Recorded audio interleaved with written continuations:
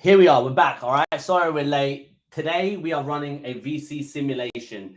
What do I mean by that? I have been running go-to-market, pipeline generation, revenue generation plays for the past 15 years of my life.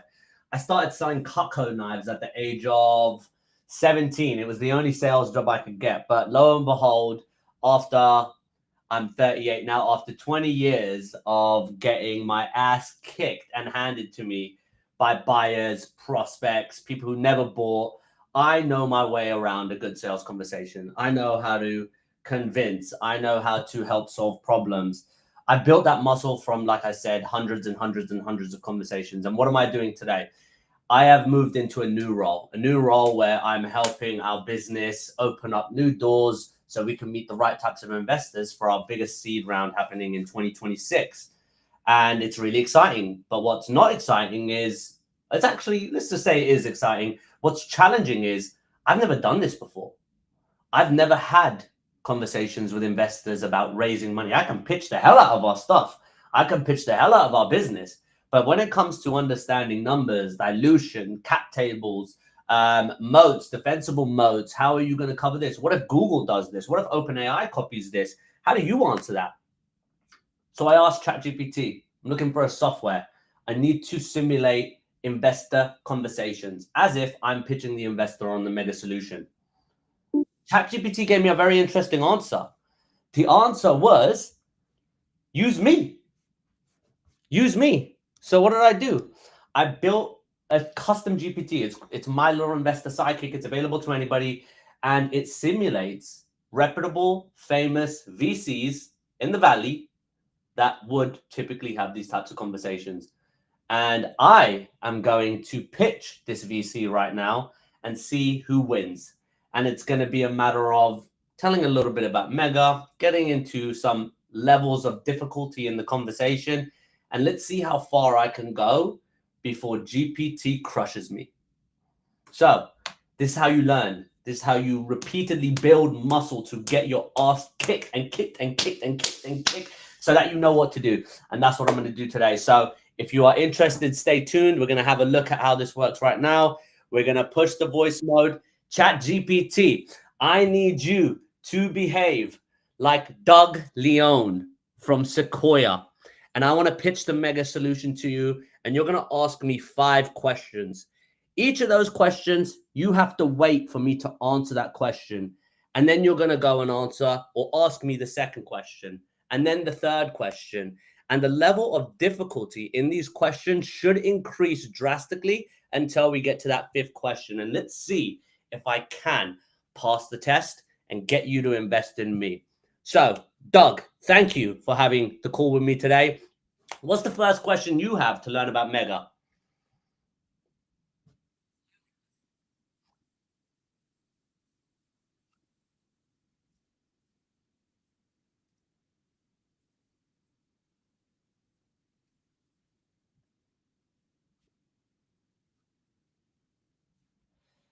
That's a great question. So let me just get this right. You want to know what's the number one problem Mega solves?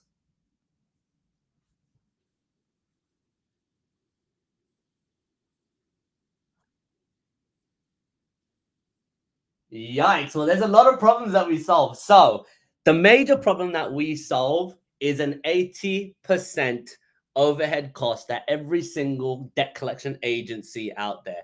80% of that cost is your margin. That's what you're paying for. That means staff, salaries, technology, turnover, churn.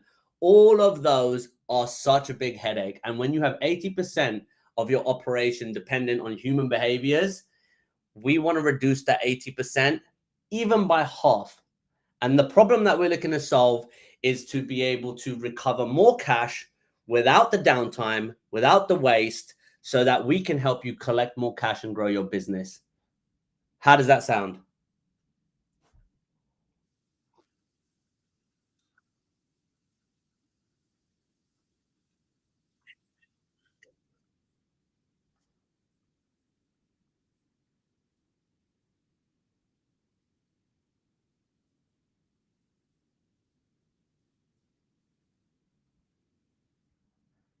Sonam, you can't hear what the AI is saying. So how do we fix this? Let's see. Let's try it like this. Can you hear now?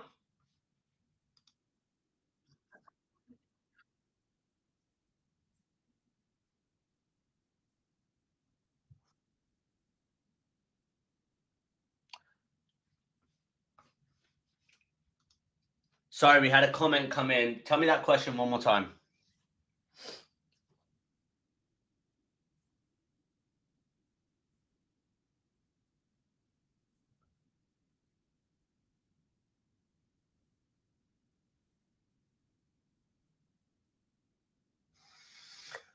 So, the regulation behind our business, the compliance behind our business, we are an AI native tool. So we're not a business that's wrapped around another product. We're not built on a third party platform. We are an AI native product. We are deeply ingrained in the vertical from a compliance and an ethical standpoint. And how do we do that? We are in conversations with the right entities, with the right regulatory bodies, and we're understanding what their pain points are. We're understanding what are the blockers in the industry, what are the regulators saying, and how are we able to accommodate businesses that need to comply with those behaviors. So from Mega's standpoint, we are an ethical, compliant solution. We focus on ethics and compliance at the very core of our business, and everything else around this business comes to zero latency, zero hallucinations, zero noise cancellations. But the idea is the ability to leverage PSR, the Priority Service Register, vulnerable citizens of our society, and to be able to work with them, be able to work with them and understand their pains, understand their situations. And we have conversations that are relationship driven from a human standpoint, a human centric standpoint. And that's the whole thing. It's being able to understand your customer, being able to welcome these calls so that when you do ask to recover a debt that is owed, the conversation is welcomed. They understand. There's not that fierce aggression on the other side. And that's how we try to remain compliant. How would you answer that question?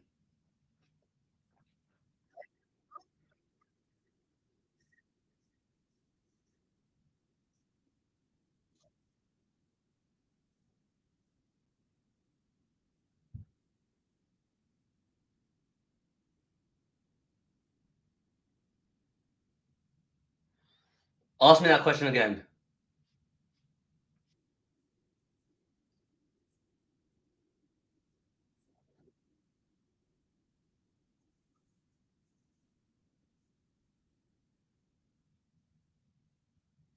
How do we scale up to 100 clients?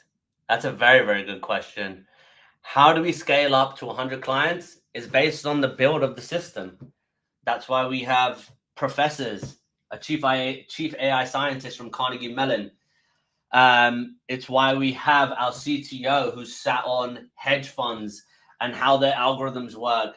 It's the understanding of technology from a deep, deep, deep perspective so that everything we build is strong at the core. And when you have technology, learning models, a system and an infrastructure that has strength at the core, the idea is to build a stable product, a stable solution that can integrate into our customers' environments. And with the right type of infrastructure that we've helped build, the scalability is infinite. So that is one of the things why we've taken a little bit more time than most of our competitors. It's because we're building something that can scale from 0 to 1,000 with the click of a button, and it doesn't break. It doesn't screw up. You don't have downtime, and the system doesn't break. And that's why we're able to do that 0 to 100 in no time.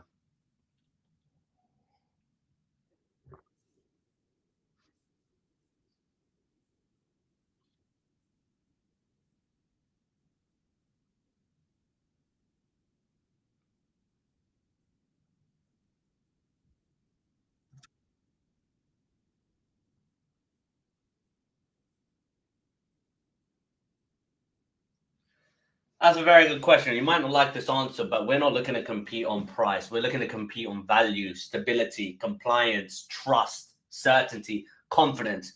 The business leaders that are investing in the mega solution, they're not here to cut costs at a technology level. They're here to cut costs at a business level. And that's what's most important. When you're able to build a solution, I stumped. Ask me that question one more time.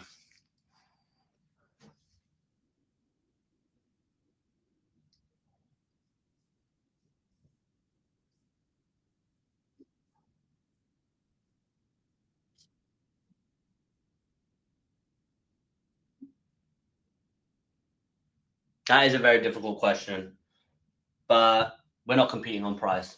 We're competing on building a system that is stable and can integrate into your system and not screw up. Because at the end of the day, if you invest $100,000 into our platform and this thing breaks because you wanted to cut costs, you ain't going to be happy. You probably won't have a job.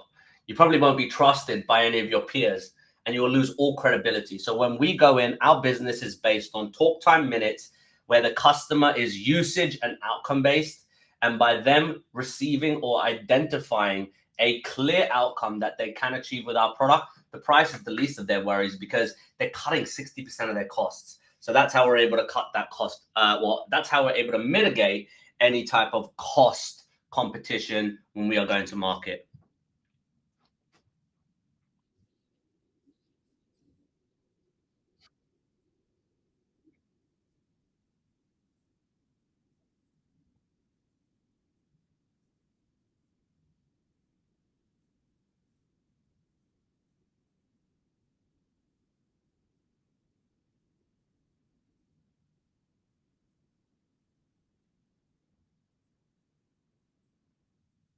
Ask me that again in more simple words.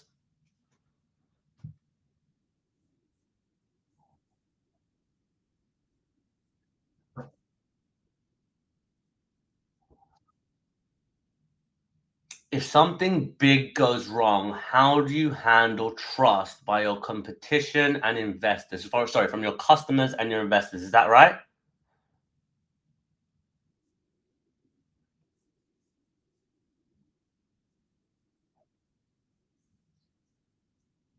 Well, that's our sandbox environment, and there's always technology will always go wrong at some point. It's how do you control it? So it's a good question, and the way we're looking at this is as such. If something does go wrong, the way you prevent if something goes wrong is you use inoculation and identify that at the beginning. So when you are in your buyer's phase or when you are in your contractual agreements, you want to explain and be transparent and be confident. You want to share with your customers and these investors that there is a 1 to 2% chance that there will be errors. And in the sandbox and testing phase of your onboarding, we want to cover those. We want to really, really stress test this model and stress test your infrastructure so that we know we do mitigate all kinds of risk. And the best thing to do is to be prepared for those risks if they do present themselves. Be prepared and safeguard those situations if they do happen. And if you're just trustworthy, if you're honest and you're upfront about all these things and you tell them that there is, look, this is an infant. This is an AI infant that you're working with. And if you do establish trust by being transparent and telling the truth, when and if, hopefully not, but when and if a small issue does arise, the customer expects it and they can relay that message to you and say, hey, Shane, or hey, Mr. Vendor, we had this problem today. Thank you for telling us. It did happen. It happened at 3:45 p.m. We want to get this fixed. How do we make sure this doesn't happen again? And then that's where iteration comes on board. That's how your customer success team handles that. And then you hand that over to the right team and help them get that problem fixed. Does that answer your question?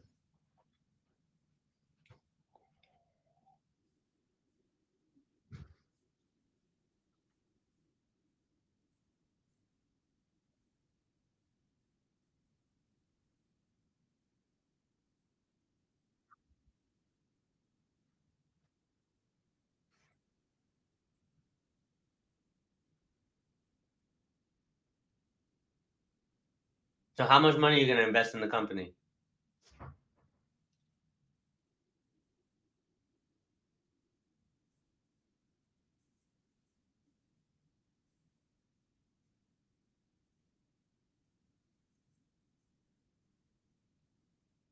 They said they're not going to write the check. Well, I think that's it. Thank you very much, and I'll talk to you later. So I have had a few comments that the sound is not coming through. And that means we have to figure out another way to do this. So we're using the phone right now. I've got my ChatGPT on another screen. I have my PC on another screen. And we need to figure out what is the best way to have this voice bot. Maybe it's through the iPad, or maybe I have to buy another device. But hopefully you were able to get an understanding of how I'm answering some of these questions, maybe even without the voice. And if you did find it valuable, if you do think you have certain questions that you'd like the bot to ask me, please feel free to forward that over or list those in the comments, and I'd be happy to answer those for you. But if you like what you saw today, great. If there was some technical issues and the sound wasn't working, we will fix that. It was the first run, but hopefully we can increase this audience size over the next few weeks. Thank you again, and that's it for me today.